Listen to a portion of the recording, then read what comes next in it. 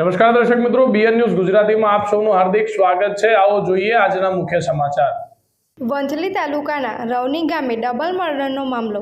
LCB પોલીસે 7 ઈસમને જયપુરથી ઝડપી પાડ્યા। દેશી તમંચો, જામગરી અને પિસ્તોલ, 40 છરા સહિત 15 લાખનો મુદ્દામાલ મળી આવેલ। આરોપીઓમાં રહીમ સાંગ, જુમ્મા સાંગ, હનીફ સાંગ, અબ્દુલ સાંગ, ઇસ્માઇલ સાંગ, પોલા સાંગ, હુસૈન સાંગ ઝડપાયા। પિતા પુત્રની કરાઈ હતી હત્યા। જીશાન સાંગ અને પિતા રફીક સાંગની કરાઈ હતી હત્યા। બંનેને ગોળી મારી કરી હતી હત્યા। અંગત અદાવતમાં પિતા અને પુત્રની હત્યા કરી હોવાની કબૂલાત આપી વધુ તપાસ હાથ ધરાઈ। જૂનાગઢ જિલ્લાના વંથલી પોલીસ સ્ટેશન વિસ્તારના રવની ગામની સીમમાં બનેલ ડબલ મર્ડર ગુનામાં સંડોવાયેલા આરોપીઓને પકડી પાડતી જૂનાગઢ ક્રાઇમ બ્રાન્ચ આ આરોપીઓના તારીખ 20/5/2024 સુધીના દિન 4ના રિમાન્ડ પોલીસ દ્વારા મેળવવામાં આવેલ છે। 11 મેના રોજ વંથલી પોલીસ સ્ટેશનના રવની ગામે પિતા અને પુત્રની ફાયરિંગ કરીને જે હત્યા કરેલી એમાં કુલ 7 આરોપી વિરુદ્ધ મર્ડર સાથે આર્મ્સ એક્ટ અને રાયોટિંગનો ગુનો વંથલી પોલીસ સ્ટેશનમાં 11 તારીખે દાખલ કરેલો। વંથલી પીએસઆઈ શ્રી, કેશોદ એસડીપીઓ શ્રી અને એમની તમામ ટીમ ખૂબ સારી મહેનત કરેલી। આ તપાસ ખૂબ ગંભીર હોય, ડબલ મર્ડરનો બનાવ હોય, ફાયરિંગ સાથે હોય, તાત્કાલિક આ તપાસ છે એ ક્રાઇમ બ્રાન્ચ પીઆઈ શ્રી પટેલને સોંપવામાં આવેલી।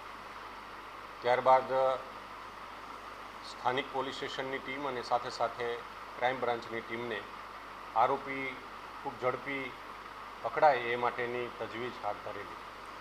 અલગ અલગ ટીમો સ્થાનિક અને જિલ્લા બહાર અને રાજ્ય બહાર આરોપીઓની શોધખોળ કરવા માટે અલગ અલગ ટેકનિકલ સર્વેલન્સથી માંડી અને અન્ય એ આરોપીને પકડવા માટેની તમામ યુક્તિ પ્રવૃત્તિઓ હાથ ધરેલી।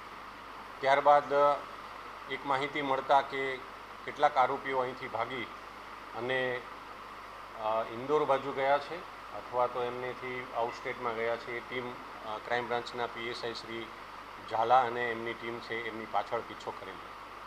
હકીકત મળતા છેલ્લે એ લોકોને જયપુરની એક હોટલથી મુખ્ય જે 2 આરોપીઓ છે એ આરોપી પૈકી એક રહીમ ઉર્ફે ખુરી અને બીજો હુસેન અલ્લાહ રખા સાંડ, આ બંને આરોપીઓને જયપુરની એક હોટલમાંથી એલસીબી પીએસઆઈ શ્રી ઝાલાની એમની ટીમે છે એમને પકડેલા। ત્યારબાદ આ આરોપીઓને વધુ સઘન પૂછપરછ કરી બાકીના અન્ય આરોપીઓ ક્યાં ક્યાં સંતાયા હોઈ શકે, ક્યાં ગયા હોય, એ બાબતે એમને શું વાત થયેલી છે આ બાબતની ખાસ તપાસ કરતા અન્ય જે બાકીના 5 આરોપીઓ છે એ પણ પકડી અને ગઈકાલ રાત્રે એમને અટક કરેલા છે। એમને આ જે આરોપીઓ છે એમાં ખાસ કરીને આજે જયપુર 2 જે આરોપીઓ પકડાણા એમના ઇતિહાસમાં એવું જોવા મળેલું છે કે એ અહીંથી આ 5 આરોપીઓ સાથે પહેલેથી સંકળાયેલા હતા।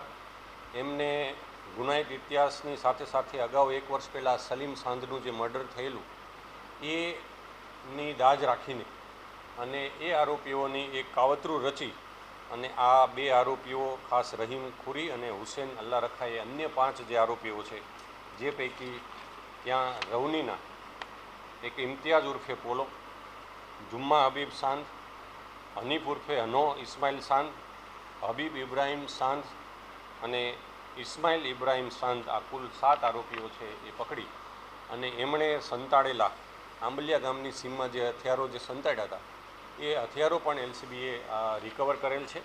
કુલ જે હથિયારો એમની પાસેથી મળી આવેલ છે એ પૈકી એક દેશી તમંચો છે, એક જામગરી છે, એક દેશી બનાવટની એક પિસ્ટલ છે અને સાથે સાથે એક દેશી બનાવટનો બીજો 12 જોટાનો, આમ કુલ 4 હથિયાર। આ ઉપરાંત એમની પાસેથી 6 જીવતા કારતૂસ, 40 જેટલા છરા મળેલા છે જે ગન પાવડર સાથે ઉપયોગ કરી શકાય એવા 50 ગ્રામથી વધારે ગન પાવડર છે।